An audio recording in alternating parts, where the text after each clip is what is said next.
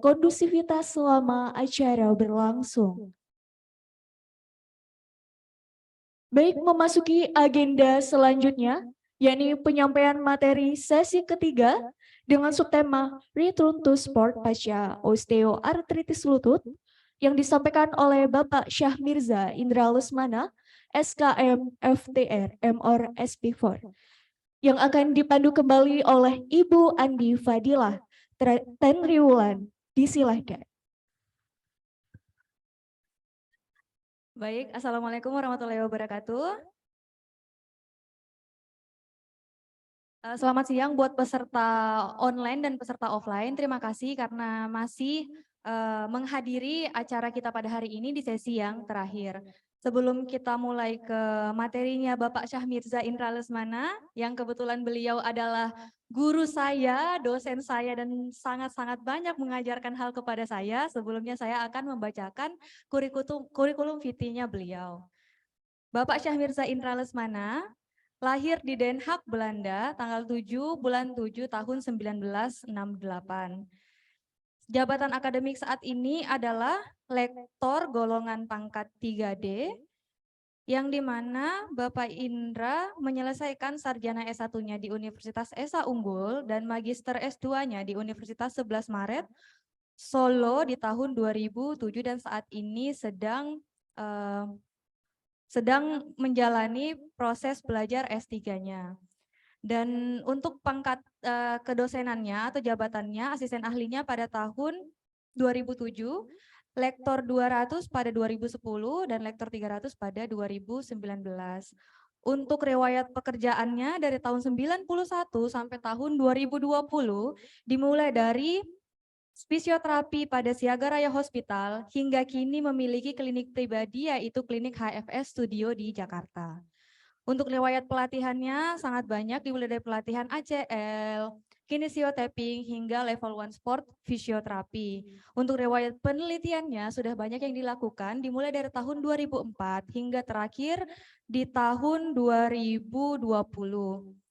Untuk riwayat organisasi profesi ilmiahnya sangat banyak, dimulai dari IFI Cabang Jakarta dari tahun 96 hingga sekarang menjadi Ketua Umum Asosiasi Pendidikan Fisioterapi Indonesia 2022. Untuk mempersingkat waktu, saya mempersilakan Bapak Syah Mirza Indra Lesmana untuk memaparkan materinya. Silahkan Pak.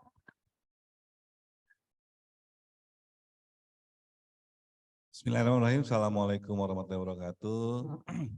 Selamat pagi teman-teman, selamat siang teman-teman peserta offline maupun yang online. Saya terus terang ada canggung ketika Andi Fadilah Tenriwulan memanggil saya dengan Bapak Indra. Karena biasanya dia panggil saya dengan sebutan Papi Indra. Karena kalau teman-teman yang di fisioterapi olahraga itu mengenal saya dengan Papi Indra. Bahkan dokter-dokter ortopedi pun mudah menyebut saya dengan Papi Indra. Nggak tahu dapat dari mana itu trademarknya. Mungkin dari teman-teman dulu yang praktek di Esa Unggul. Jadi hari ini saya mesti membicarakan sesuatu yang lain. Jadi begini ceritanya. Dulu waktu mau pertama kali bikin seminar di sini nih, di Umsida ini, Mbak Dila bilang kita akan mau ngomong tentang olahraga gitu. Oke, saya oke gitu loh. Karena kebetulan sekaligus mau ada pelatihan clinical educator gitu. Nah, jadi saya datang kemarin sebagai Ketua APTIVI, Asosiasi Pendidikan Indonesia, tapi hari ini saya datang sebagai anggota PFOI, sebagai sport physio. Nah, tetapi kemudian di tengah jalan materinya berubah menjadi osteoartritis. Lalu saya bilang sama Dil, tetap olahraga ya. Jadi saya ingin bicarakan return to sport pada olahraga, pada osteoartritis. Terus karena saya terus terang udah lama meninggalkan osteoartritis, sejak saya pindah dari Siaga Raya ke Esa Unggul, sekitar tahun 2000-an, saya coba cari bagaimana bagaimana return to sport pada osteoartritis. Ternyata semua tes untuk return to sport pada osteoartritis itu nggak boleh dilakukan oleh pasien OA. Jadi hop test, vertical jump, shuttle run, itu nggak boleh pada pasien OA. waduh, saya jadi bingung nih mestinya. Akhirnya saya kemudian ternyata memang kalau kita bicara OA itu tidak bisa bicara return to sport. Tapi yang kita bisa bicara bagaimana mendesain suatu bentuk terapi latihan pada osteoartritis. Jadi fungsinya olahraganya boleh, tapi paling jogging, bersepeda. Tadi Pak Yesus sampaikan, terus yoga, ya. Yoga tuh adiknya siapa ya? Oh bukan yoga senam ya. Jadi yoga, nah itu yang dilakukan. Tapi seperti bulu tangkis, sepak bola itu sudah sulit dilakukan. Walaupun ada beberapa yang extraordinary di mana ada beberapa kasus seseorang dengan sudah total neoplastik itu masih main bola.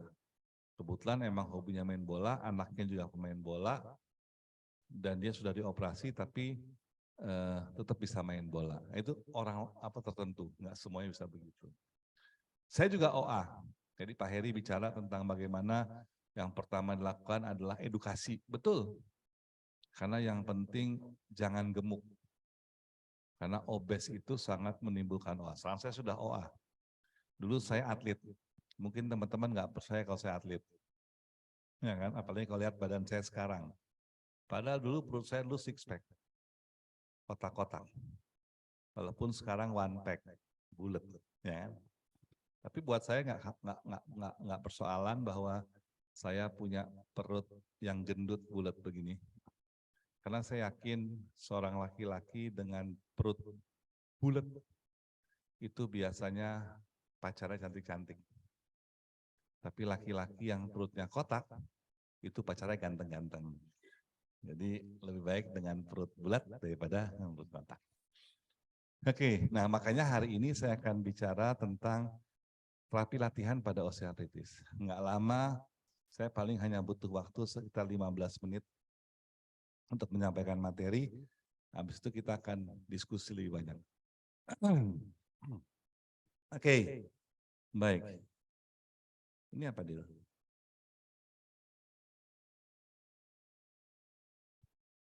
Oh, slide-nya di situ. Next slide itu. Oke, next slide. Oke, jadi saya lebih suka duduk karena kenapa? Tahu nggak? Kalau berdiri perutnya kelihatan. Kalau duduk paling tidak saya bisa menyembunyikan perut saya. Oke. Ya. Jadi tadi udah dijelaskan sama Mas Bagas. Mas Bagas mana nih? Nggak ada nih. Mas Bagas sama Pak Heri tadi sudah menjelaskan tentang apa itu. Jadi penyakit yang diakibatkan kerusakan pada jaringan tulang rawan yang melapisi tulang, sehingga tulang saling berbenturan ketika digerakkan. Jadi kalau kita kembali kepada sendi, itu kan di dalam sendi kalau kita bicara intraartikular, maka kita akan punya kondrum, tulang rawan, kemudian ada sinovium dan ada bursa. Ya kan? Jadi tulang rawan itu fungsinya apa? Dia menahan tekanan sama menghaluskan gerakan. Jadi semua sendi sinovial itu punya tulang rawan. Ya, ada yang bilangnya hyaline cartilage, ada yang fibrocartilage, tapi semua ada tulang rawannya. Nah, di dalam satu proses, tadi sudah dijelaskan oleh Mas Bagas, tulang rawan rusak. Sehingga kemudian menghasilkan permukaan yang tidak rata pada sendi. Nah, permukaan tidak rata inilah yang kemudian akan menimbulkan gangguan karena ketika digerakkan ketemu tulang sama tulang. Jadi kalau di Jawa Timur, di Surabaya, kalau tulang ketemu tulang itu bunyi, ketek gitu ya. Tapi kalau di Medan, tulang ketemu tulang main catur. Gitu. Ya, di Medan itu. Ya.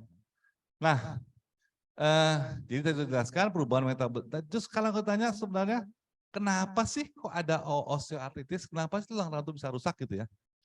Pertanyaannya macam-macam. Yang penting pada intinya bahwa kerusakan tulang rawan matriksnya itu karena ada pembebanan berlebihan. Itu dijelaskan tadi udah sama Mas, saya juga dengerin dari hotel pakai Zoom, Mas Bagas tentang apa Pak Hizra, tentang bagaimana proses kerusakan tulang rawan, ya, dengan kerusakan pada sintesis proteoglikan dan kolagen, ya, kemudian merusak bentuk cartilage-nya, kemudian akan menghasilkan reaksi inflamasi, makrofag menghasilkan dan seterusnya. Rusak tulang rawannya. Nah inilah OA. Jadi kalau kita lihat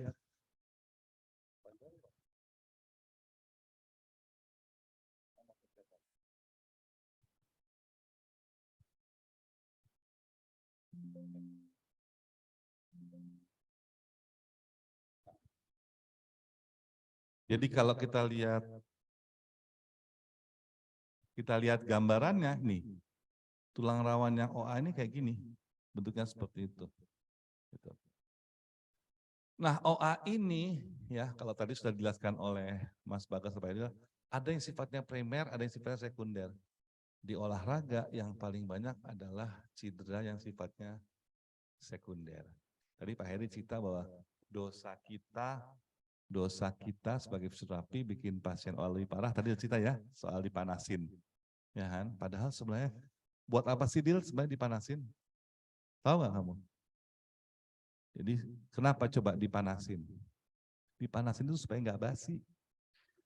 Ya, kalau nggak dipanasin kan basi ya. Nah, jadi harus dipanasin supaya nggak basi. Nah, jadi saya juga salah waktu saya masih di praktek, tadi Pak Heri dari Siaga, saya juga mau sombong, saya juga pernah di Siaga ya bareng Pak Heri. Pak Heri bilang 1000 pasien artroskopinya, saya 1002, lebih banyak 2 orang dari Pak Heri. Gitu, ya. Nah, pasien artroskopi pada zaman itu, saya berfokus melatih lututnya. Jadi Pak Heri dulu pasien yang tua-tua, saya atlet pada waktu itu, zaman itu. Karena saya sejak di Siaga Raya sudah diajak oleh almarhum Prof. Sehat untuk berkecimpung di fisioterapi olahraga. Itu, terus waktu itu zaman saya masih bodoh itu, ya, saya menganggap bahwa jeritan pasien merupakan kebahagiaan bagi fisioterapis. Jadi kalau pasien nekuk nggak bisa gitu, kita paksa, ya, sakit, seneng gak, rasain lah gitu kan. Padahal ketika pasien artroskopi kita lakukan seperti itu, maka itu memberikan luka baru di dalam lututnya. Sehingga mungkin pasien-pasien saya 20-30 tahun yang lalu, sekarang udah OA semua. Hanya gara-gara salah penanganan itu. Kenapa? Karena tadi kerusakan tulang rawan itu sangat dipengaruhi oleh pembebanan yang berlebihan pada jaringan lutut. Betul, khususnya lutut. Saya akan bicara lutut. Karena saya bisanya cuma di lutut. Modal saya modal dengkul soalnya. Jadi di lutut itu bebannya banyak. Maka kemudian banyak sekali orang yang cedera ACL, cedera meniskus gitu ya. Apalagi nggak dioperasi, nggak apa, itu pasti OA-nya banyak. Pasti akan jadi OA. Gitu. Saya pun begitu, saya OA karena waktu saya atlet, saya cedera meniskus. Zaman saya jadi atlet tahun 87, 88, Anda umur berapa ya? Oh belum lahir. Belum lahir. Saya fisioterapis itu pertama saya jadi praktek fisioterapi tahun 91. Anda 91 umur berapa ya? Belum lahir juga. Saya sudah tua kalau gitu ya. Aduh, gawat nih.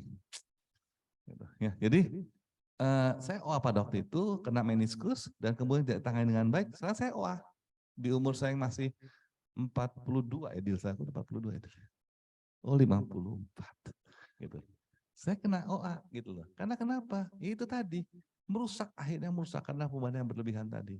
Muncul makrofag dan sebagainya. Ini kalau dilihat di artroskopi atau di MRI udah merah semua permukaan tulang rawan saya karena sudah rusak. Nah, lanjut.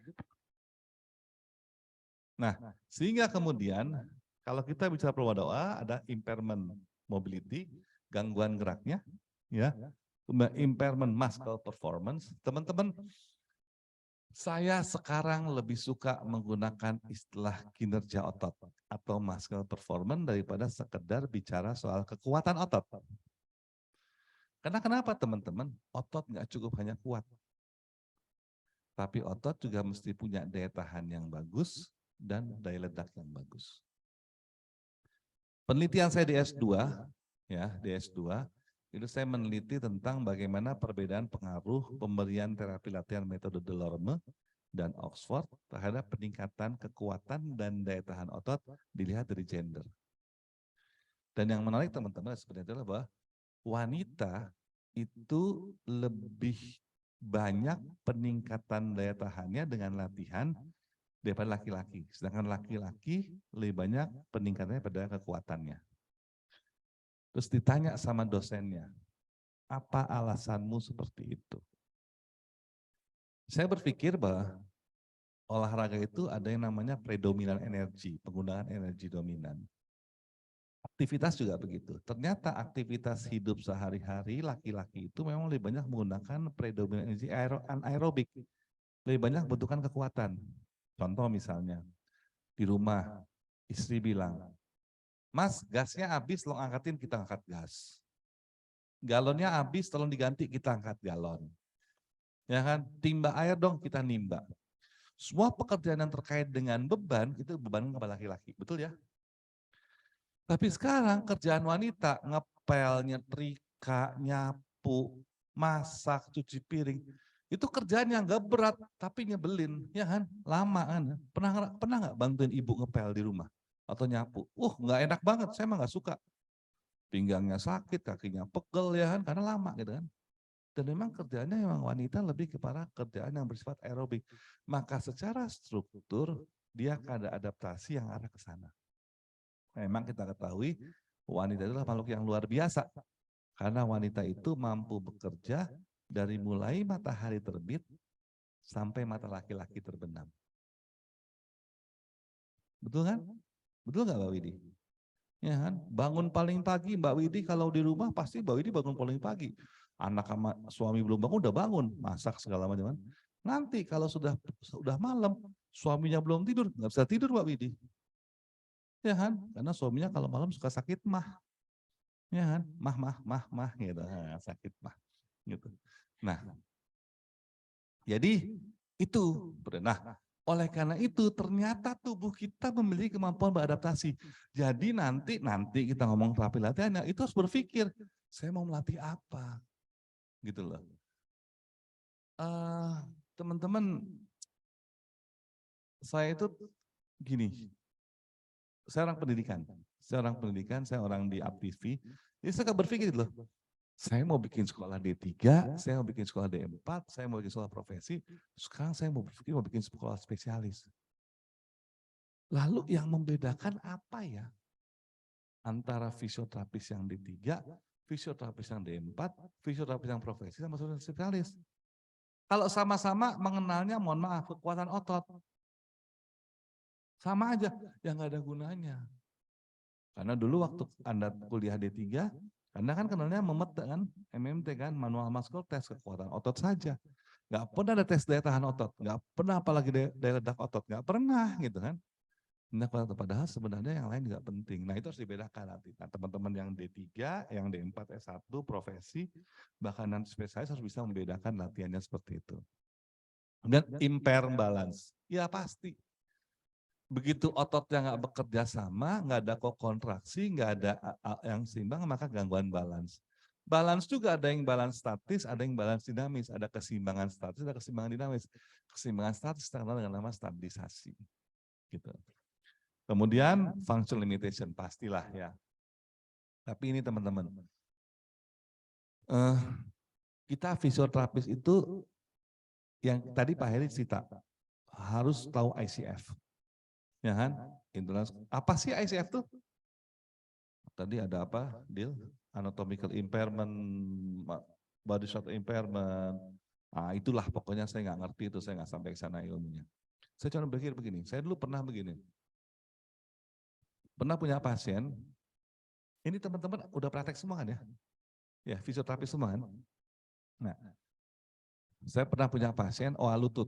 Dulu, ibu-ibu OA lutut. Terus, saya bilang sama saya kasih terapi ibu itu, hari pertama, hari kedua, ketiga hilang, nyerinya baikan, lebih baik ya. Hari keempat sakit lagi.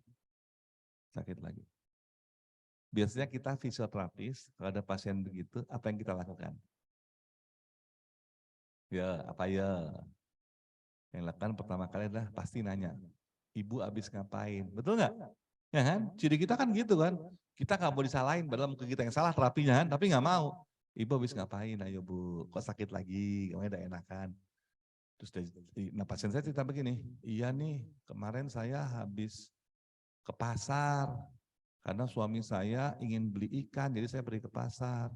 Jalannya jauh ya Pak, jadi lututnya sakit lagi. Kita marah dong. Ibu nih gimana sih, udah tahu sakit lutut, ada osteoartris, ada pengapuran, jalan jauh, ya pasti sakit lah Bu, terbebani gitu kan. Udah, sekarang ibu nggak boleh lagi ke pasar. Nanti kalau ibu ke pasar sakit lagi lututnya. 3 bulan dia balik lagi kita. Tidak dengan keluhan lutut. Dengan bangganya dong saya sebagai suami bilang, wah gimana Bu lututnya, udah enak? Iya Pak, setelah saya lutut udah nggak sakit lagi berkat nasihat Bapak, saya jadi udah nggak ke pasar, lutut saya udah nggak sakit. Tuh kan Bu, saya bilang juga apa? Iya Pak, saya lututnya nggak sakit, tapi saya dicerai sama suami saya. Kok bisa Bu? Saya nggak mau ke pasar, suami saya marah. Kan tugas Anda ke pasar sebagai perempuan, nah itu. Fungsinya terganggu, kita nggak peduli. Kita fisioterapis menjadi orang yang menyelesaikan masalah dengan masalah kalau begitu. Ya kan?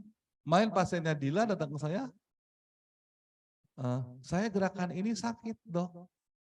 Gimana dok ya? Terus dokternya malah bilang, kenapa kamu melakukan gerakan itu? Lah di atlet jiu-jitsu, gerakannya emang begitu gitu kan? Ya kan? Gitu. Pak, lutut saya sakit Pak. Sakitnya kalau apa? Kalau lari, ya udah nggak usah lari. Ya kan nggak gitu kan?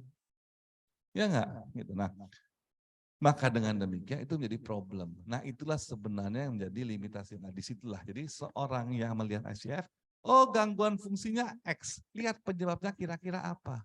Ototnya yang lemah, permukaan. Nah itulah sebenarnya gambaran bodoh orang kayak saya melihat bagaimana ICF. Kalau Dila beda mungkin. Karena lebih ini gitu. Kalau saya nggak sampai ke sana ilmunya Dila ya.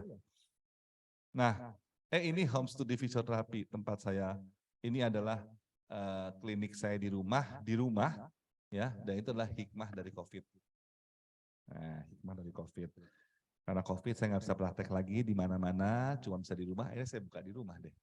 Sampai sekarang alhamdulillah untuk iseng-iseng berhadiah cukup. Tapi yang paling penting saya bisa memindahkan tempat saya untuk mengembangkan ilmu sebagai fisioterapi olahraga tempat saya.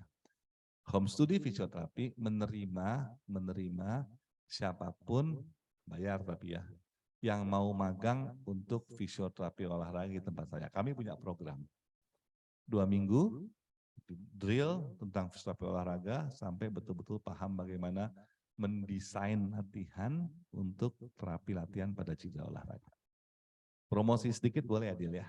Home study, namanya juga home study fisioterapi. Next, Mas.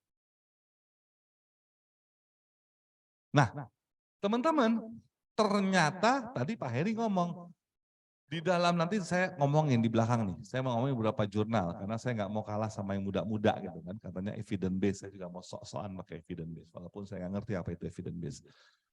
Ternyata teman-teman,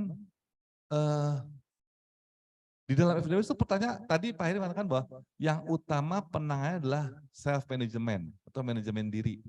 Ya kan, tadi ngatur diet, nggak boleh gemuk, aktivitas diatur gitu kan. Yang kedua latihan teman-teman. Ternyata kuncinya terapi latihan. Gitu. Walaupun tadi Pak Heri bisa ada US gitu kan, ada TENS, MWD gitu kan.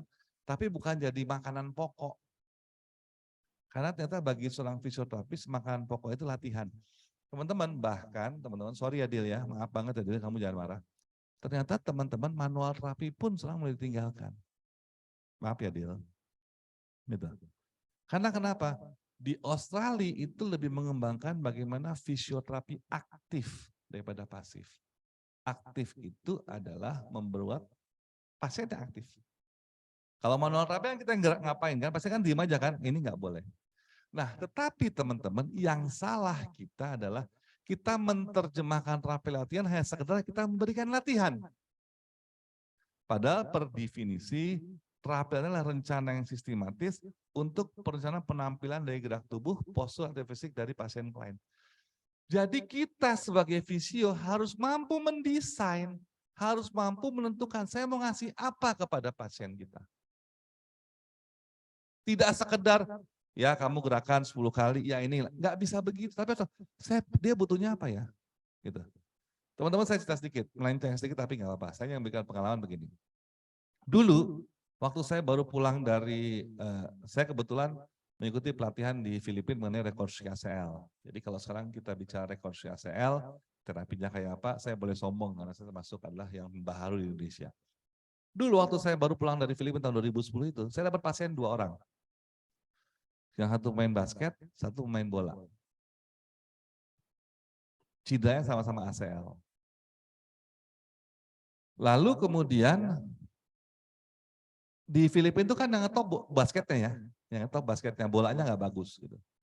Saya melatihlah atlet itu di fase terakhir persiapan kembali ke cabang olahraga dengan model main basket latihannya. Yang main basket bisa main balik, yang main bola sakit lagi. Nah ternyata apa? Latihannya beda teman-teman. Seorang pemain basket latihannya bisa stop sprint dengan cepat karena gerakannya begitu. Pemain bola nggak bisa begitu. Saya bingung kan kenapa. Saya tanya sama Matias Ibo. Matias Ibo itu fisioterapis terkenal olahraga zaman dulu, dia adalah ikonnya fisioterapis olahraga yang waktu di bola. Saya tanya, Matias, kok saya begini ya? Saya salah. Kamu salah ngelatihnya. Nggak boleh bola itu latihan. Cepat sprint pindah nggak bisa. Ada akselerasi, deselerasi yang penting itu dulu. Bagaimana dia mengembang kecepatan, terus pelan-pelan. Kalau enggak benturan di lututnya berbahaya karena bisa menimbulkan OA dan bengkak. Betul, si main bola itu bengkak lututnya ketika latihan seperti itu. Artinya apa? Saya salah mendesainnya. Saya salah mendesainnya gitu loh. Nah, itulah yang harusnya dilakukan oleh seorang fisioterapis. Kita memberikan latihan harus sesuai. Gitu kan. Nah, baru saya lebih dalam lagi belajar karena kemudian saya menjadi penterjemahnya Bobat. Bobat. Tahu Bobat kan? Tahu nggak? Ada Bobat batu, oh itu obat ya salah. Bobat. Ya, di Bobat itu penting sekali merencanakan pasien bergerak dengan benar. Jadi ketika kita merencanakan gerak dan tubuh dan postur harus pola gerak normal. Saya ingat sekali teman-teman, saya ingat terkesan saya sama si profesor, orang Korea itu namanya Jun Sung Hong, dia bilang gini. Ada seorang fisioterapis Indonesia yang bilang begini, pasien dengan pemendekan aduktor, CP, ya, terus ditanya sama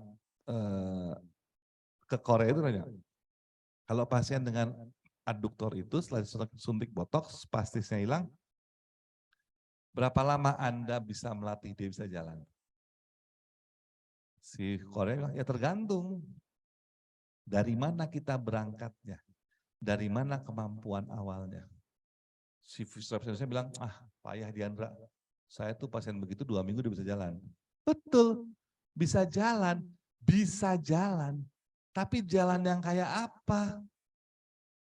Ya kan? Jalan mohon maaf, yang jalannya kayak saya pincang atau bagaimana orang stroke, itu jalan betul.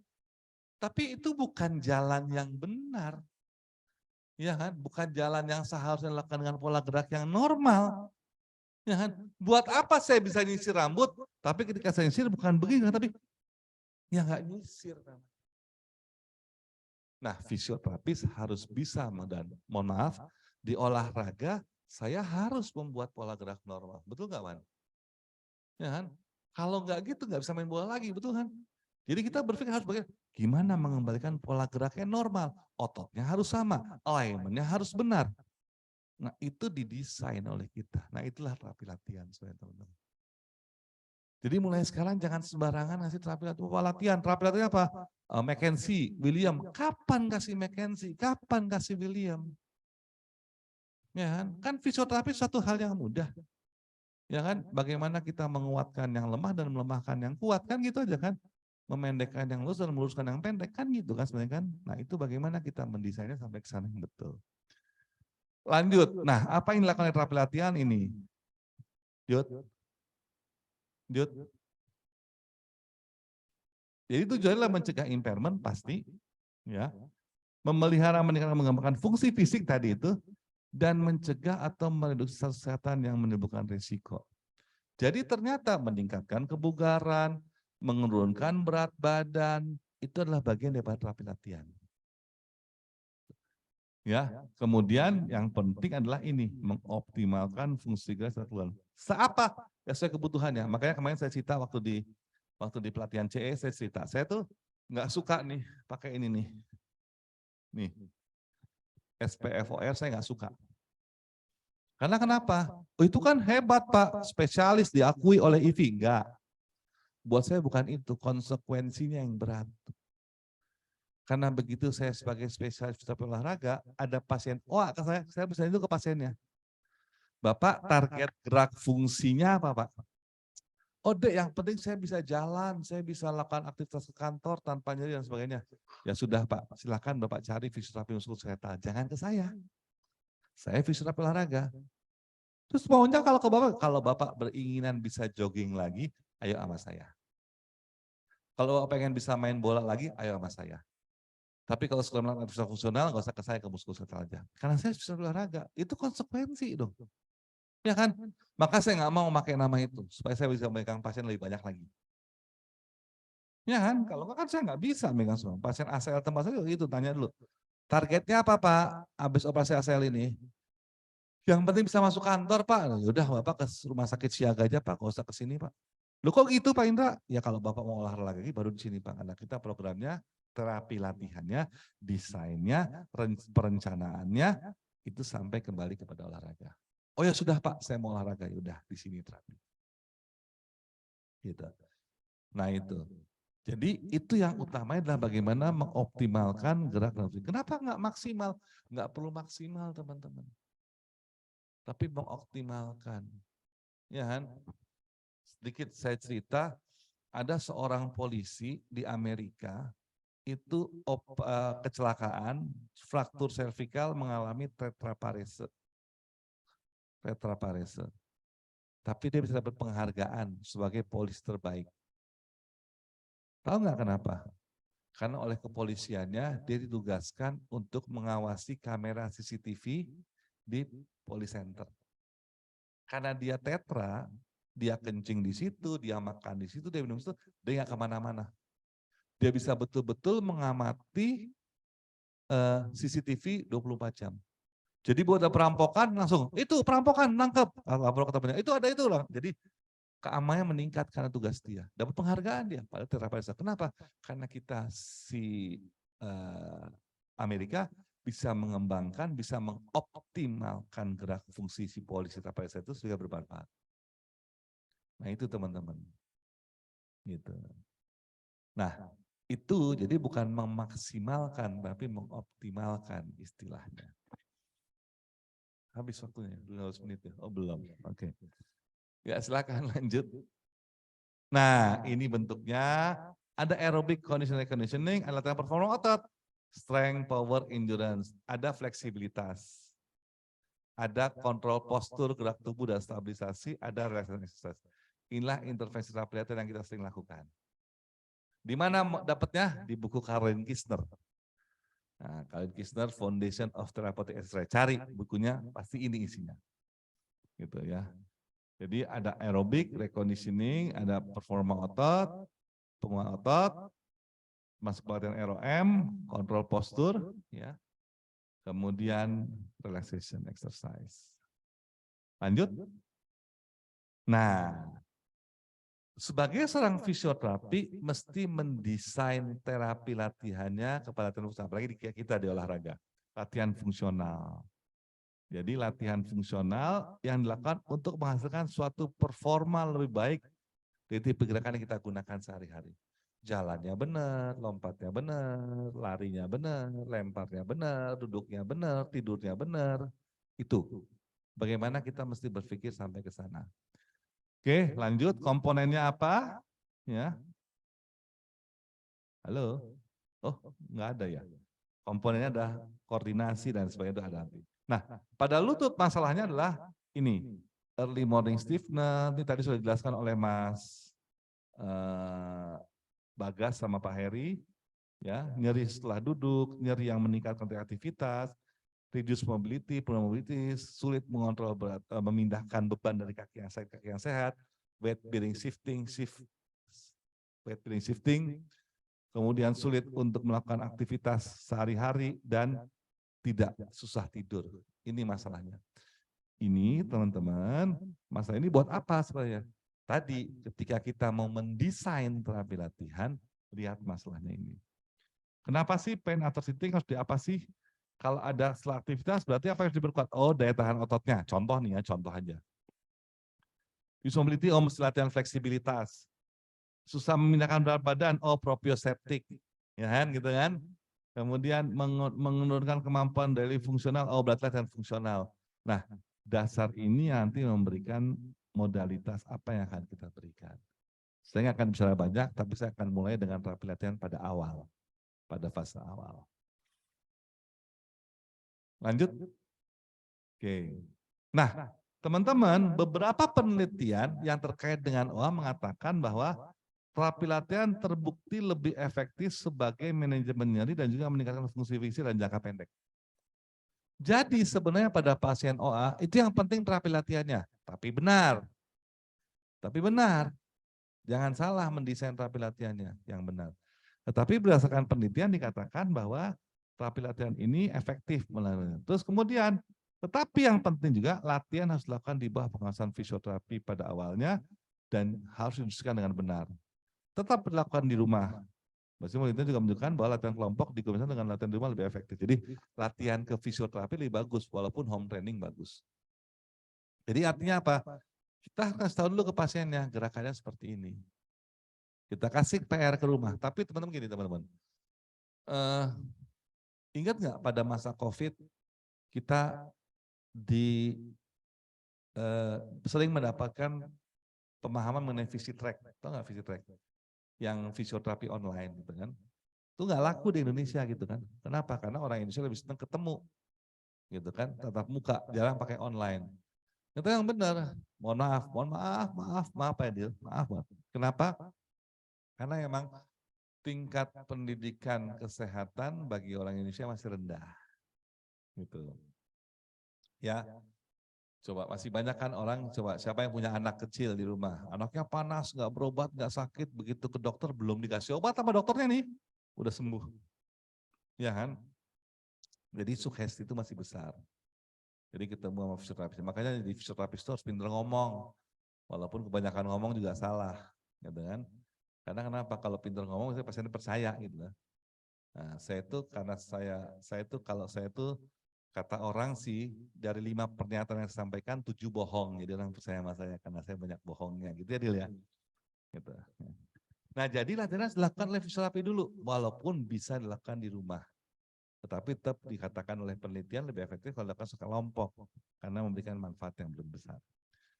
Sehingga teman-teman pada OA lutut tujuannya mengurangi inflamasi, menormalisasi RM lutut, menguatkan gerak bawah, anggota gerak bawah, ya, anggota gerak bawah, jadi hip, lutut dan ankle. Mengurangi resiko kardiovaskular, meningkatkan proprioceptic, agility dan balance, dan promosi fungsi yang baik. Jadi saya mau ceritain sedikit teman-teman. Jadi gini, ketika kita bicara gangguan pada satu sendi, ya, terutama kami di olahraga, gerak normal itu tidak akan bisa didapat kalau kita hanya melatih satu sendinya saja. Oke, gini teman-teman. Ternyata ya di Mas Yuda nggak ada ya. Di anak, di fisioterapi anak itu ada yang namanya pakai sensor juga ada yang namanya extensor mechanism. Extensor mechanism. Itu adalah ternyata secara mekanik kerja bagian ekstensor itu berperan sebagai stabilisasi. Sedangkan flexor itu sebagai penggerak sendi. Oke, stabilisasinya di ekstensor. Nah, dan kemudian kalau kita lihat kalau kita bicara dorsofleksi itu gerakan fleksi. Plantar fleksi itu gerakan ekstensinya. Lutut ini ekstensi, fleksi. Hip, fleksinya ke sana, ekstensinya ke belakang. Jadi antara bagian anterior fleksi ankle itu di lutut posterior. Betul kan? Di panggul anterior lagi. Jadi kalau misalnya stabilisasi ankle terganggu, kerja extensor mekanisme terganggu, akan diikuti oleh gangguan kerja dari ekstensor lutut. Akan diikuti gangguan dari ekstensor hip. Akan menghasilkan pemendekan pada bagian posterior, anterior ankle, bagian posterior lutut, dan posterior anterior hip. Pemendekan fleksi hamstring sering diikuti dengan pemendekan iliopsoas. Betul? Dan sering diikuti dengan pemendekan dari tibialis anterior. Ya kan? Itu mekanisme teman-teman. Bukan disakalisasi atau yang begitu. Kita kenal nama crossover syndrome. Crossover syndrome. Kebalikannya begitu. Jadi kalau kita mau melatih stabilisasi lutut, ya kita perkuat ekstensor lututnya, dalam hal ini quadriceps, kita ulur hamstringnya, harus diikuti dengan penguluran daripada iliopsoas dan penguatan daripada gluteusnya. Gitu. Nah, jadi kenapa dikatakan bahwa pada cedera satu bagian harus lihat secara keseluruhan tubuh kita. Kalau kita mau mengembalikan pola gerak normalnya. Tapi kalau kita inginnya hanya sekedar menghilangkan nyeri, melatih pada satu tempat, itu nggak apa-apa. Tadi Pak Heri kalau nggak salah cerita bahwa latihannya close kinetic ya. Nah, kenapa coba close kinetic, Chen? Apa bedanya close kinetic sama open kinetic? Waktu lulus kuliah saya dulu, close kinetic sama open kinetic, wah, saya itu paling nggak tahu. Nggak ngerti saya. Dan sekarang saya baru tahu bahwa utamanya, karena ternyata close kinetic chain itu latihan yang melibatkan banyak sendi dan banyak otot.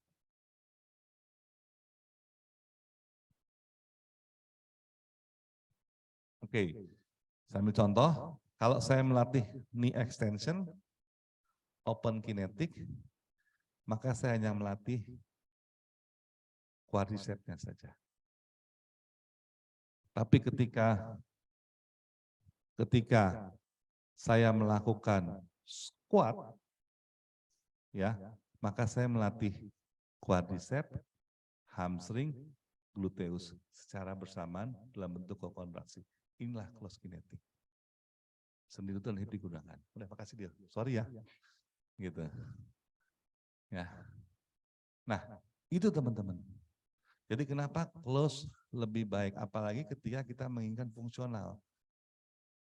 Maka penelitian masih banyak yang mengatakan bahwa pada awal-awal cedera atau awal-awal kondisi awal dengan aktualitas tinggi, lakukan latihan dalam bentuk close, di dalam bentuk open.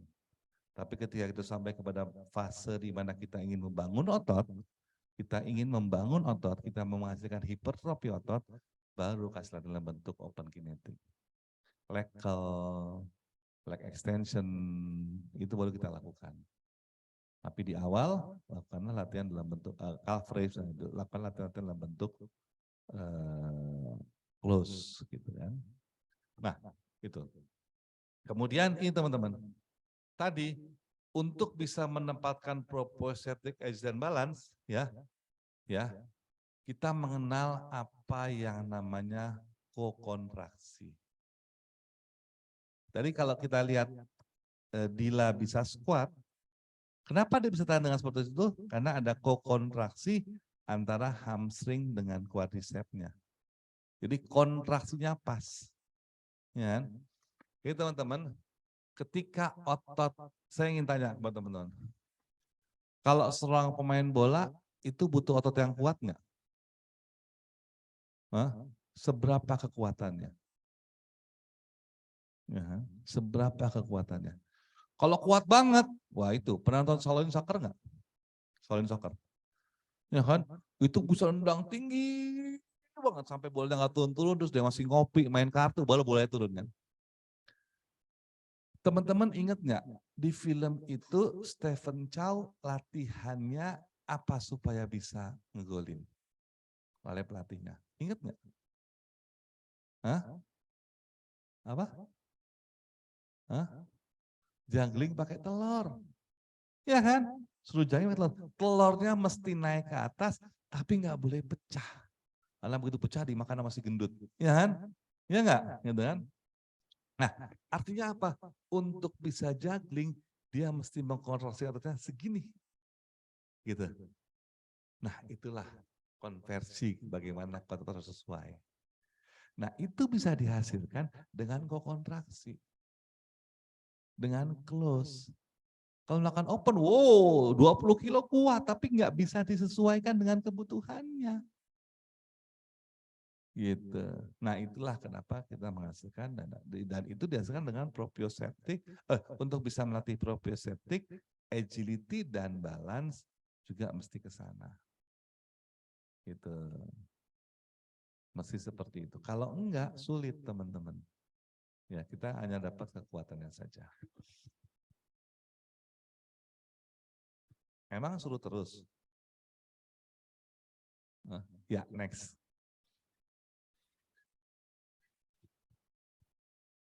Oke. Nah, kemudian teman-teman, latihan itu disarankan dengan permukaan yang ideal untuk kebanyakan orang lain. Jadi gini teman-teman. Ya, dalam tubuh kita, ya, dalam tubuh kita itu ada yang namanya mekanisme feedback feed forward. Feedback feed forward. Ya.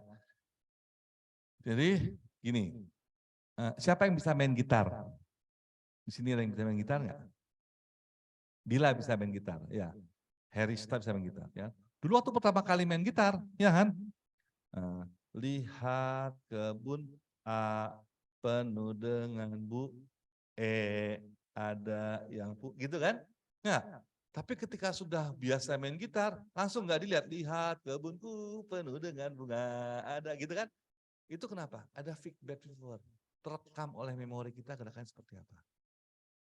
Pada gangguan OA, pada gangguan di sendi, intraartikular, itu ada gangguan proprioceptif. Proprioceptif itu ada rangsang sendi, ada stabilisasi sendi, ada recruitment motor unit. Oke? Nah, ketiganya saling berpengaruh. Nah, itu akan mendapatkan perubahan kalau diinformasikan gerakan yang tepat. Bagaimana berubahnya? Berubah pola lantai.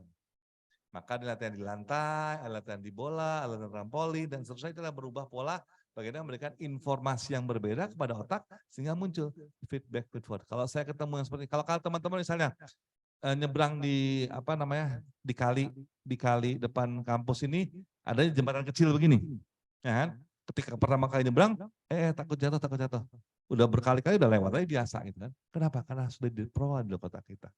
Nah, itu harus dilakukan pada latihan dengan berbagai macam bentuk permukaan.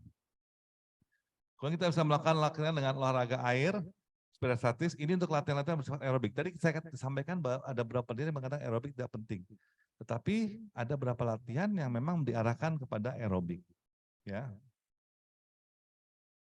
Kemudian latihan dengan fungsional, sudah jelas ya.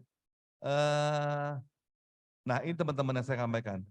Ada penelitian membuktikan bahwa pasien lutut akan mendapatkan manfaat setelah latihan pada pinggul, ya, karena bisa mengurangi sakit dan dengan kekuatan pinggul lebih baik. Itu saya sampaikan tadi.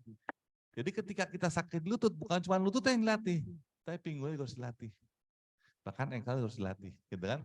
Karena penelitian mengatakan, jadi penting memperkuat pinggul pada OA lutut karena termometer itu cenderung meningkatkan mekanika tungkai bawah dan mengurangi tekanan pada lutut. Tadi, stabilisasi tadi. Ya, jadi maka dengan demikian kita perlu mengembangkan latihan juga pada panggulnya, bukan hanya pada lututnya saja, gitu. Ya, saya sudah melakukan ini sudah lama, tapi saya baru ketemu ini di hari ini. Gara-gara kamu materi, saya baru ketemu bahwa ada ininya, ada penelitiannya ternyata. Lanjut. Nah, setelah latihannya apa saja? Oke, untuk latihannya silakan Dila melanjutkan materinya. Enggak, jangan. Jangan. Nah, sekarang saya mau tanya. Quadriceps setting exercise. Jadi ternyata teman-teman, penelitian mengatakan bahwa latihan yang paling aman untuk mengurangi gangguan nyeri atau gangguan pada sendi lutut itu adalah melakukan latihan dalam bentuk close kinetic chain dan bentuk isometrik. Maka bentuknya adalah quad set exercise. Ini caranya. Oke. Jadi dia mengkontraksikan quadriceps secara isometrik. Ya, kemudian tumit nggak boleh naik untuk tetap menjaga agar dalam posisi close. Karena begitu tumitnya naik, dia akan jadi open. Ya, betul ya? Takut salah saya. Nah, yang menarik teman-teman. Oke. Siapa yang pernah praktek di rumah sakit melakukan ini? Pasti udah ada dong yang praktek udah kan? Nah, saya lebih suka latihan dalam posisi duduk, tidak dalam posisi tiduran. Kenapa?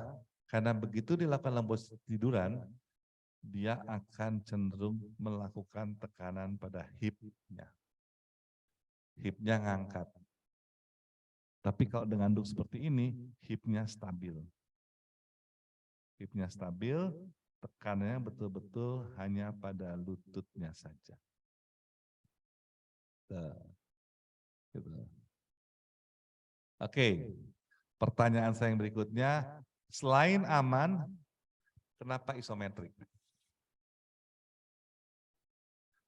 Jadi kontraksi itu ada yang dari Jawa loh. Nggak tahu ya? Dari Jawa. Ngerti nggak? Isotoni. Nah, dari Jawa kan? Isotoni gitu dari Jawa. Kalau Mas Bagas ini lulusan sekolah yang pasrah. Iya, S2-nya. Udayana. Udayana gitu. Kalau di Malang ada stadion yang selalu aman. Ya, Jagayana. Stadion Jagayana ya. Gajayana ya. Nah itu. Oke. Kenapa tidak dari Jawa kontraksinya? Bukan isotoni. Gitu. Kenapa isometrik? Ayo, ada yang bisa jawab? Yang online, ada yang bisa jawab? Silahkan acung tangan. Nggak ada. Oke. Gini teman-teman. Teman-teman ingat nggak? Ada berapa jenis muscle fiber pada tubuh kita? Serabut otot. 3 ya. Tipe 1, tipe 2A, tipe 2B. Ya kan? Yang tipe 2A yang apa? Fasik. Ya kan? Melatih kekuatan. Betul? Untuk melakukan gerakan pada sendi. Jadi dia kuat, tapi cepat lelah, kontraksinya cepat, ya kan? Terus ada yang 2B, juga menggerakkan sendi, kontraksinya cepat, ya kan? Tapi lebih lama, energi lebih banyak aerobiknya. Yang tipe 1, ya, itu fungsinya sebagai stabilisator sendi, ya kan? Kan kalau kita bicara stabilisator di sendi itu ada 2, ada aktif, ada pasif. Stabilisator aktif itu adalah kapsul ligamen. Stabilisator pasif adalah muscle, otot. Ya, otot yang sebagai stabilisator adalah otot tipe 1. Nah, tipe 1 gangguannya isometrik. Kontraksinya isometrik. Nah, kalau kita bicara OA lutut, di mana di sendi, ya kan? Ya, yang utama persoalan adalah kita harus mengurangi beban pada sendinya. Betul? Jadi artinya sendi harus stabil, betul nggak? Betul kan? Jadi teman-teman, ketika kita ingin meningkatkan stabilisasi sendi lutut untuk mengurangi beban yang diakibatkan karena OA-nya, maka harus latih otot tipe berapanya? Otot tipe 1-nya. Ya nggak? Bagaimana kontraksinya? Isometrik. Nah, kenapa latihan isometrik? Karena kita ingin mengaktifkan otot tipe 1 yang berperan sebagai stabilisator. itulah terapi latihan. Maka saya suka sebel kalau ada yang jualan alat yang pakai quadriceps band, ya, pasien OA di rumah sakit, yuk kasih quadriceps band latihan, angkat 1, 2, 3, 4, 10 menit sudah ya Pak, terus pulang. Besok begitu lagi. Terus kapan sembuhnya, kapan baiknya pasiennya? Ya kan? Yang dilatih udah otot yang salah, ya enggak? Kemudian gerakannya begitu-begitu aja. Tapi kan itu perlu betul, tapi bukan itu utamanya. Nanti ketika sudah impairmentnya hilang, teman-teman mau meningkatkan kekuatan ototnya, boleh dengan open. Bukan nggak boleh, boleh, tapi nanti, jangan di awal. Gitu. Ya. Sampai jam berapa?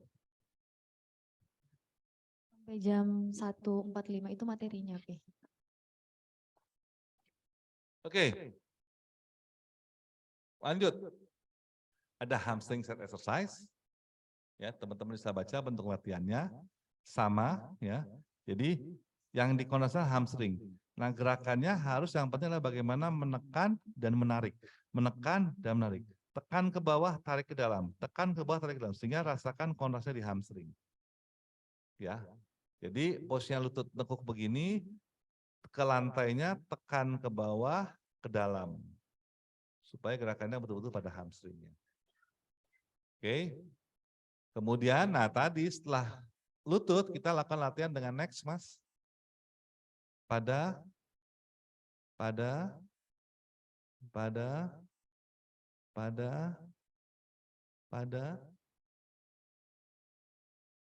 hip.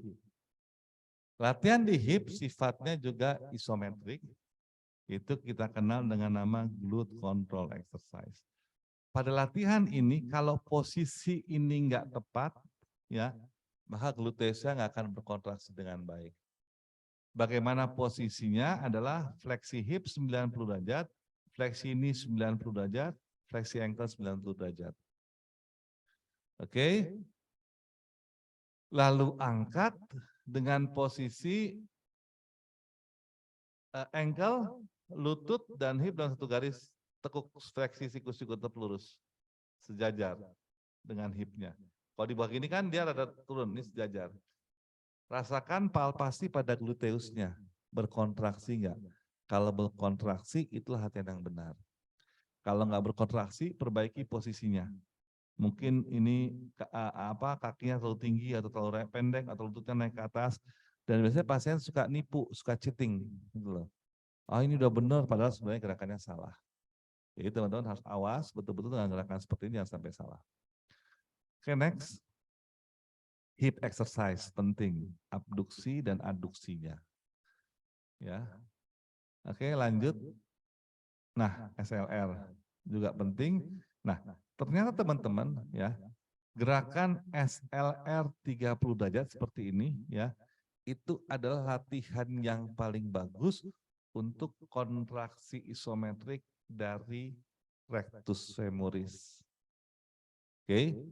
Kalau kita lakukan SLR dalam posisi eksternal rotasi, jadi SLR-nya begitu, ya, rotasi, itu adalah latihan yang paling bagus untuk isometric exercise pada vastus medialis oblique dan pes anserinus. Jadi, teman-teman, ternyata quadriceps ada 4. Ya kan? Quadriceps ada 4. Ada rectus femoris, VMO, dan lateral sama intermedius. Ternyata VMO itu berperan besar terhadap stabilisasi samping rectus. Dan di sisi medial, VMO dibantu oleh pes anserinus, yaitu tendon otot apa Dil? Pes anserinus, gracilis, semitendinosus sama semimembranosus. Sedangkan di sisi luar, stabilisatornya dilakukan oleh ITB, iliotibial band, yaitu otot tensor fascia later. Oke, makanya latihannya SLR dalam posisi lurus atau dalam posisi eksternal rotasi. Next, Mas. Oke, ini hip abduksi exercise. Jadi selain hip abduksi, hip aduksi. Oke, lanjut.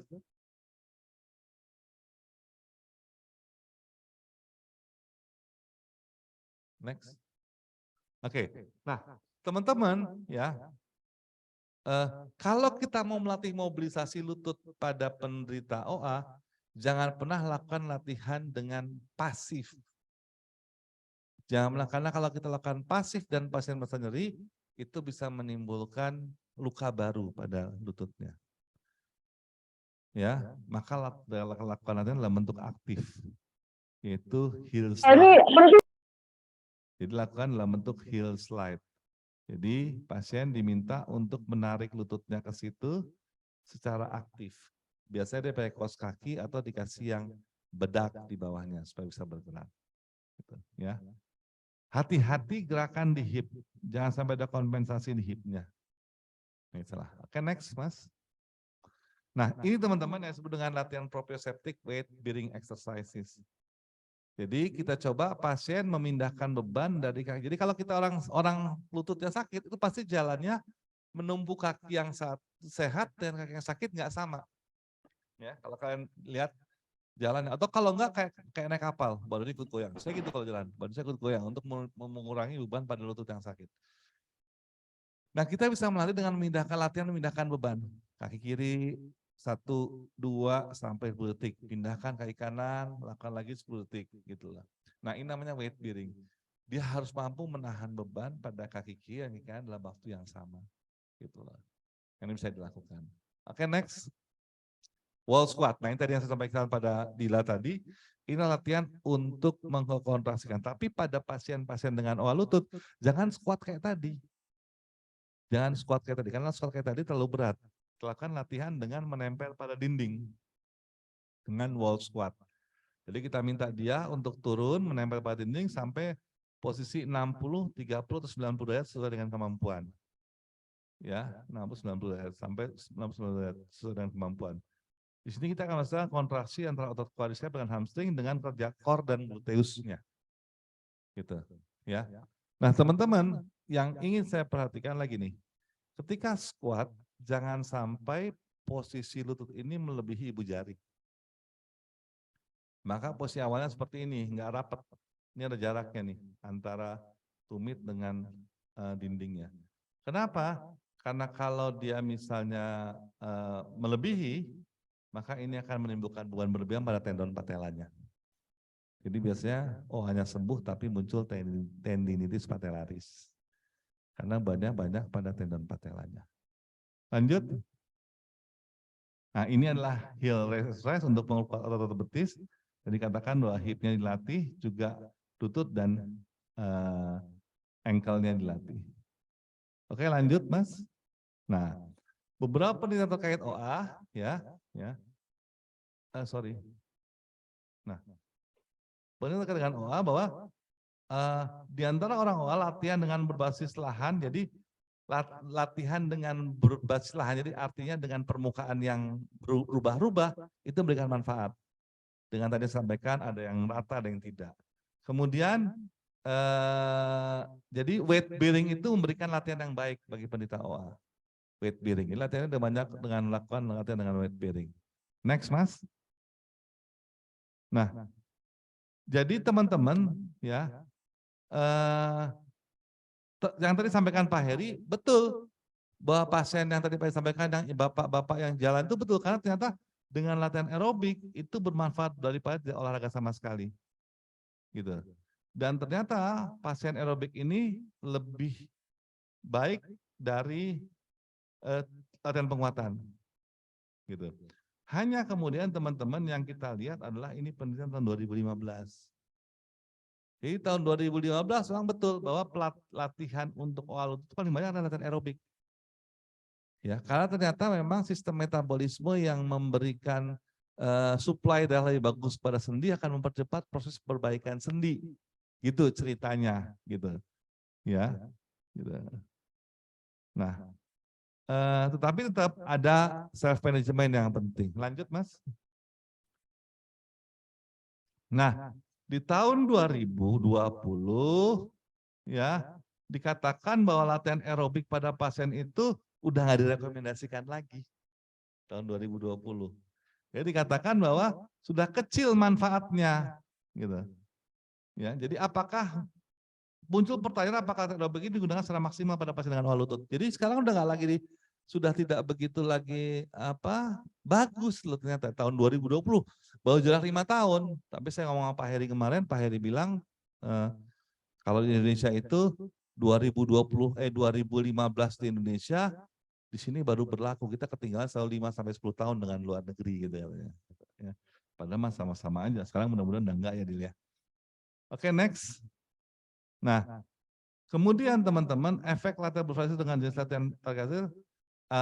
Jadi teman-teman ternyata aerobik harus didampingi dengan mind body exercise, dengan mindset, dengan saya kuat gitulah. Ya, itu harus dilakukan gitu kan.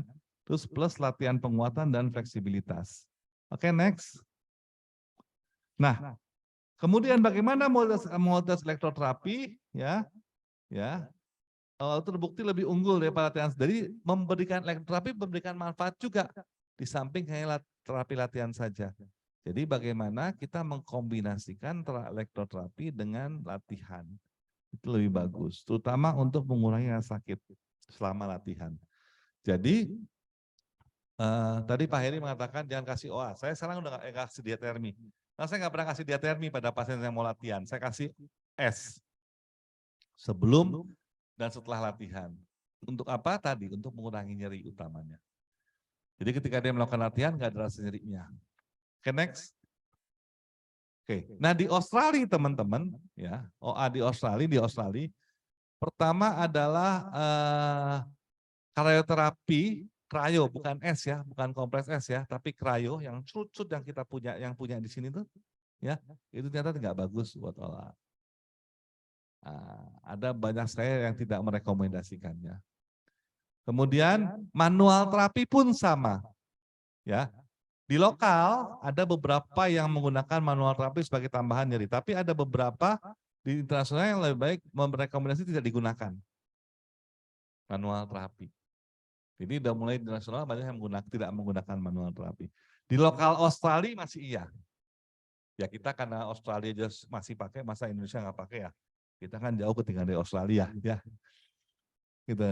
Nah, tadi dikampaikan oleh Pak Heri, yang utama adalah self education. Jadi ternyata penanganan pasien OA yang paling baik adalah self education dan terapi latihan. Jadi terapi latihannya diikuti dengan self education, menurunkan berat badan, bagaimana diet, merubah karakter, sehingga latihan ini. Nah, ini adalah yang merupakan manajemen lini pertama atau prioritas pada penanganan OA. Jadi itu. Jadi yang utama adalah bagaimana kita melakukan self management dan terapi latihan. Jadi teman-teman jangan lupa salah satu peran fisioterapis sebagai edukator. Jadi kita hanya sekedar latihan, udah gitu nggak gitu, tapi berikan pemahaman bahwa Anda penting melakukan self management untuk Anda sendiri. Habis kayaknya. Next, habis. Thank you. Kayak bahasa Inggris saya karena diakhiri dengan Australia. Mohon maaf tidak ada kekurangan. Saya akhiri. Assalamualaikum warahmatullahi wabarakatuh. Baik, masih ada tanya jawab nih. Oke, di sini sudah ada pertanyaan. Iya, karena ada yang dari peserta online. Jadi, untuk latihan yang disebutkan di atas, apakah disesuaikan dengan grade OA ya Pak? Dan kapan kita memulai untuk memberikan latihan tersebut?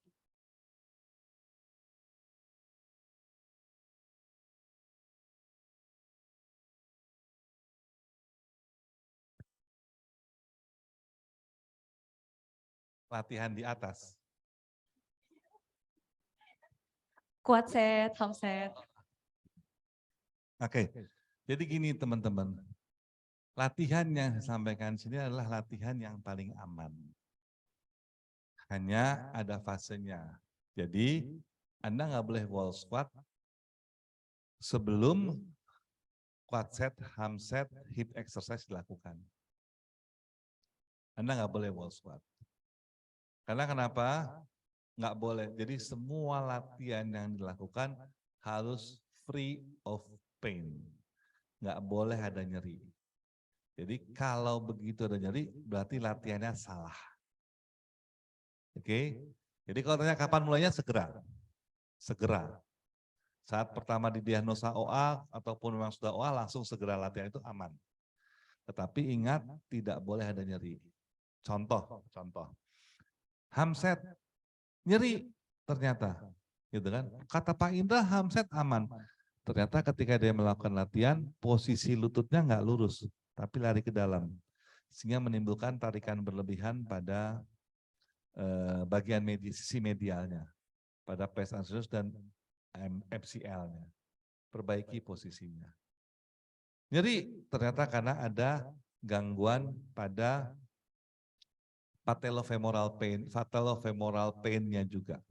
Jadi bukan hanya pada tibiofemoralnya. Jadi kalau ada patellofemoral, begitu ditekan, itu patelnya nempel pada femurnya, dia akan menimbulkan nyeri. Pada kondisi chondromalacia patella.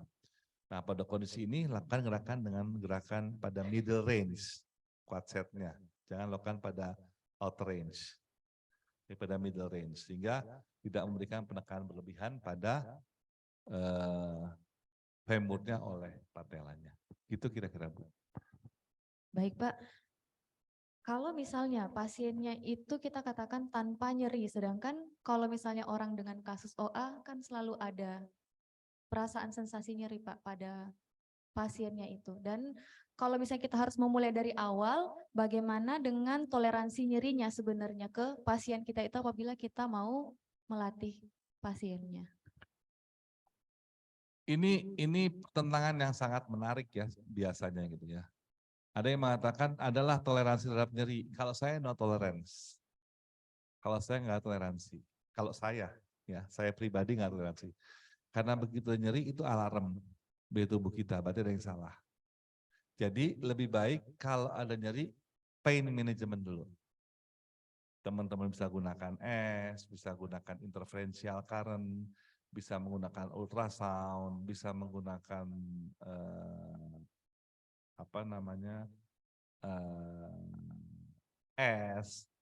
bisa menggunakan beberapa modalitas yang bisa berfungsi untuk menurunkan nyeri.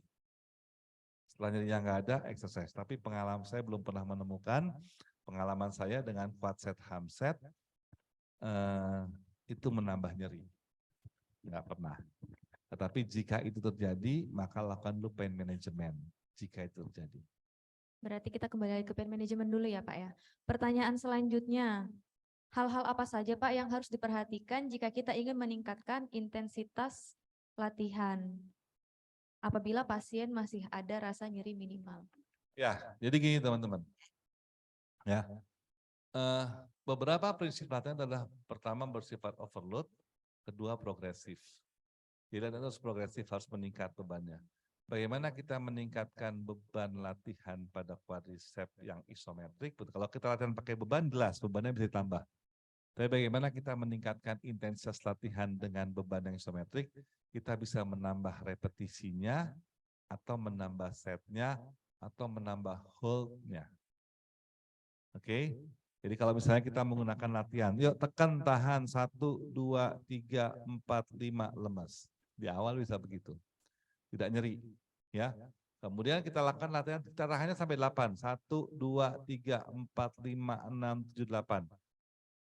Masih nggak nyeri. Lakukan sampai 10, dia nyeri. Nyerinya mungkin bukan karena sendinya, tapi karena ototnya yang belum kuat. Ya kan? Maka kurangi, kita melangkah dengan 8. Atau kita bisa tambah repetisinya. Tahan 1, 2, 3, 4, 5, 6, lakukan 10 kali. Oh nggak kuat, lakukan 8 kali. Atau bisa kita tambah setnya. Mulai dengan 1 set, naik menjadi 2 set dan 3 set. Jadi progresif itu bisa menambah repetisi, bisa menambah hold, bisa menambah set. Tetapi kuncinya adalah tidak boleh meningkatkan suatu latihan dengan menambah 2 item. Misalnya hold-nya ditambah, repetisi tambah, nggak boleh. Jadi kalau Anda nambah hold, repetisi sama setnya harus sama. Kalau Anda tambah repetisi, hold sama setnya harus sama. Kalau Anda tambah setnya, repetisi sama hold-nya harus sama pada saat itu. Jadi nggak boleh ada peningkatan beban yang gabung, nggak boleh. Gitu. Baik Pak, Pertanyaan selanjutnya, apabila kita mau menambahkan endurance, tapi masih ada nyeri minimal. Gini teman-teman, ya, jadi gini, prinsip latihan isometrik lebih mengarah kepada daya tahan, karena kita melatih lebih kepada otot-otot tipe 1. Ya, otot tipe 1, gitu ya. Nah, latihan dengan sistem isometrik aerobik ini tidak mungkin menimbulkan nyeri pada ototnya. Karena kenapa? Tidak ada produksi asam laknat. Hah? Saya tadi bilang apa? Oh, salah ya. Asam laktat, ya. Nah, tidak ada karena energinya aerobik. Kalau energi anaerobik baru ada asam laktat, baru menimbulkan nyeri, ya, nyeri. Nah, tadi saya sampaikan bahwa latihan ini aman bagi lututnya, tidak akan membebani lututnya. Jadi artinya kalau ketika melakukan ada nyeri, itu pasti ada yang salah latihannya. Lainnya salah. Dan ketika latihan isometrik itu sifatnya daya tahan. Ya, isometrik itu sifatnya daya tahan. Jadi memang latihan penguatan tapi lebih banyak daya tahan. Jadi latihan dengan daya tahan itu adalah dengan latihan beban ringan, tapi pengulangannya banyak. Jadi ini teman-teman, sedikit ya. Ternyata kalau kita mau melatih kekuatan, itu repetisinya tidak boleh lebih daripada 8 repetisi. Tidak boleh lebih daripada 8, pengulangnya 8. Bebannya bisa sampai 80-90% daripada beban maksimal. Tapi pengulangannya cuma boleh 4-8 kali. Oke, itu tuh penguatan. Sedangkan untuk latihan daya tahan, itu bebannya harus 12-20 kali pengulangannya. 12-20 kali. Nanti kalau teman-teman melatih untuk hipertrofi, untuk membesarkan otot, itu bebannya adalah antara 8-12 kali. Jadi 4-8 kali penguatan, 8-12 kali hipertrofi, 12-20 kali itu daya tahan. Itulah sebenarnya kunci repetisi pada latihan beban. Terima kasih, Pi. Ada yang bertanya masalah modalitas tadi, Pi, yang memberikan MWD, IR, karena kan biasanya pasien itu kalau misalnya nggak diberikan alat, nggak merasa diapa-apakan gitu. Itu bagaimana?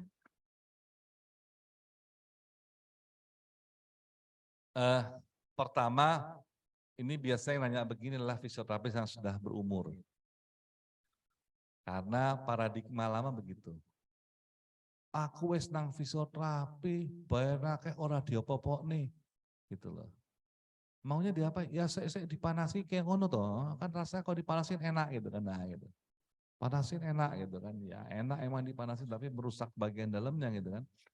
Nah teman-teman begini, teman-teman ini strateginya begini, ini strategi ya teman-teman, tapi jangan ini gak ada di buku itu ya, ini testimoni aja karena.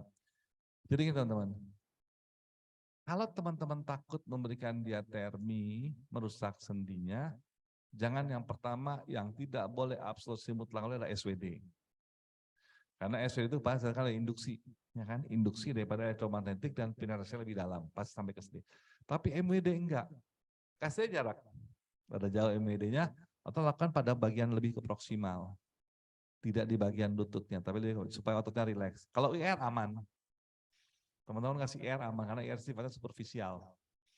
IR itu nggak sampai ke sendi, panasnya nggak sampai ke sendi.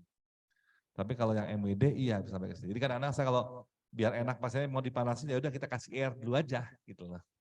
Tapi teman-teman ternyata efek S itu lebih aman. Tetapi S-nya yang kompres S ya, yang kompres S. Kenapa? Kalau kompres S itu sifatnya ajak. 15 menit kompres S-nya, 15 menit suhunya sama. Karena begitu S itu diberikan, ketika panasnya berturun, dia nggak akan rusak S-nya, tapi dia akan mencairkan S-nya. S-nya dicair, tapi dinginnya tetap sama, ajak dinginnya. Gitu. Baik, mungkin karena waktunya sudah habis ya. Jadi pertanyaan-pertanyaan yang masih ada itu disimpan dulu. Dan sekarang sedikit memberikan ini aja, Pi. Memberikan kesimpulan. Memberikan kesimpulan dari materi yang tadi bahwa problem pada OA itu adalah impairment mobility, ada yang namanya impairment muscle performance. Jadi bukan hanya tentang kekuatan, tetapi ada daya tahan dan daya ledak di dalamnya. Selanjutnya ada yang namanya impairment balance, di mana kokontraksi itu yang kita butuhkan, di mana ada statis dan ada stabilisasi dinamis, serta tentang fungsional limitasi. Dan kita sebagai fisioterapi dalam memberikan terapi latihan, itu kita harus bisa merencanakan secara sistematis. Jadi kita harus kembali kepada pola gerak yang normal dan mengoptimalkan, bukan memaksimalkan dari pergerakan tersebut sesuai dengan fungsinya. Dan apabila kita melakukan latihan secara fungsional, tidak ada yang dilakukan menggunakan satu sendi saja, tapi kita harus memperhatikan sendi yang berada di atasnya ataupun sendi yang berada di bawahnya. Kalau kita berbicara tentang OA, berarti kita membicarakan tentang hipnya dan juga kita berbicara tentang ankle-nya. Dan untuk jenis latihannya, kita perbanyak di close chain kinematik yang isometrik, itu untuk latihan yang lebih aman kepada OA. Dan untuk penggunaan modalitas yang lebih aman itu kita bisa menggunakan infrared dibandingkan SWD maupun MWD. Baik, terima kasih. Sekian materi terakhir dari seminar online kita ya. Seminar online kita saya serahkan kepada MC-nya.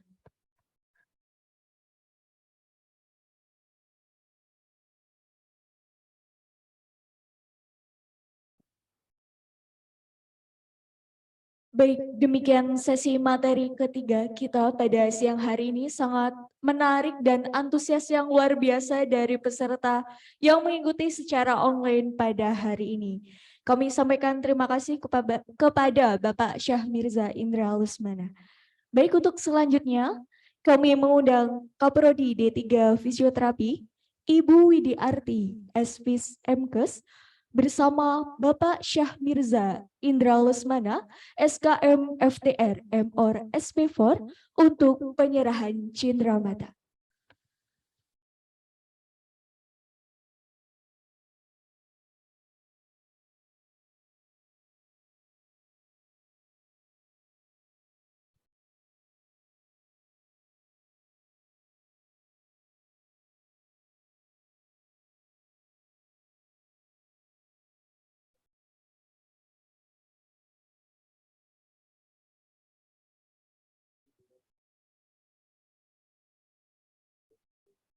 Baik, berikan tepuk tangan yang meriah untuk narasumber luar biasa kita sebagai penutup perjumpaan kita dengan peserta yang mengikuti secara online. Kami sampaikan terima kasih Bapak Syah Mirza Indra Lesmana, Pak.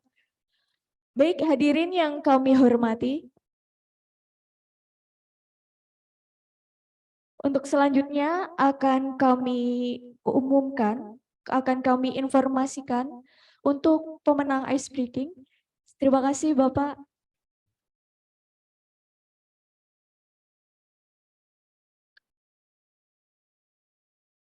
Pemenang ice breaking dengan sesi quiz tadi dan sebagai peserta teraktif selama mengikuti serangkaian kegiatan seminar and overview osteoarthritis of the knee pada hari ini. Baik, pemenang kuis singkat tadi diraih oleh siapa kira-kira? Saya deg-degan ini. Ibu Lola Dwita. Selamat Ibu atas pencapaiannya dan nantinya akan dikonfirmasi oleh panitia yang bertugas.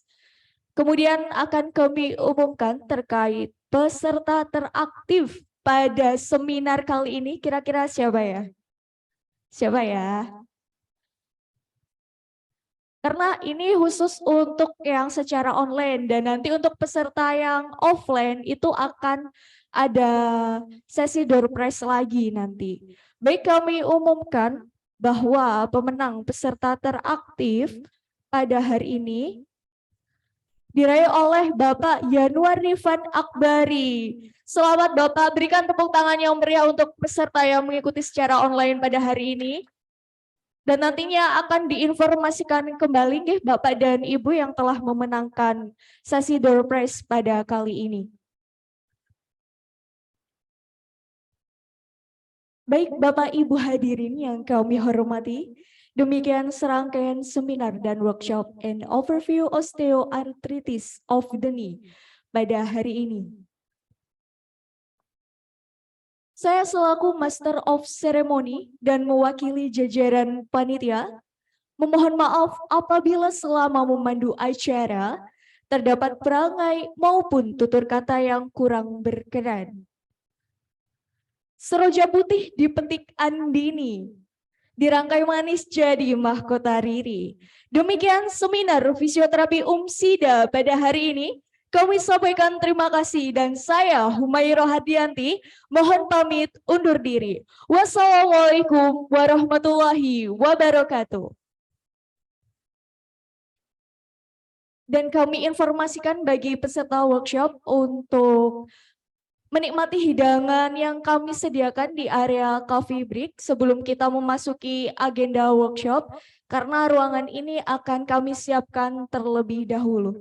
Silakan bagi peserta workshop menikmati hidangan coffee break di luar ruangan ini.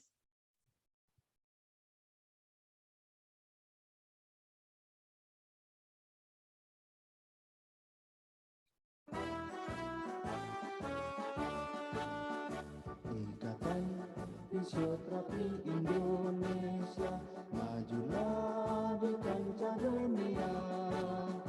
Kita bersatu menggapai cita, tunaikan kewajiban mulia. Ikatan Fisioterapi Indonesia, mengabdi untuk bangsa kita. Kobarkan semangat dan tugas mulia.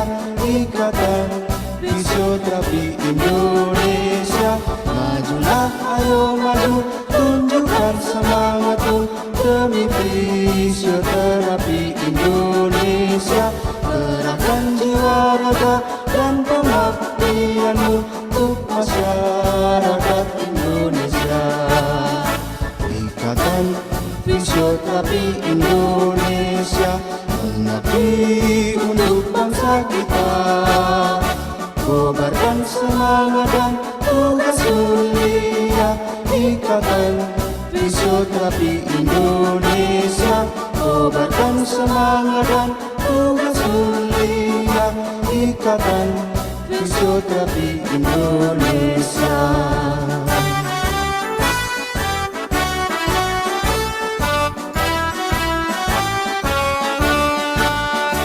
Ikatan Fisioterapi Indonesia, majulah di kancah dunia. Kita bersatu menggapai cita, tunaikan kewajiban mulia. Ikatan Fisioterapi Indonesia, mengabdi untuk bangsa kita. Kobarkan semangat dan tugas mulia. Ikatan Fisioterapi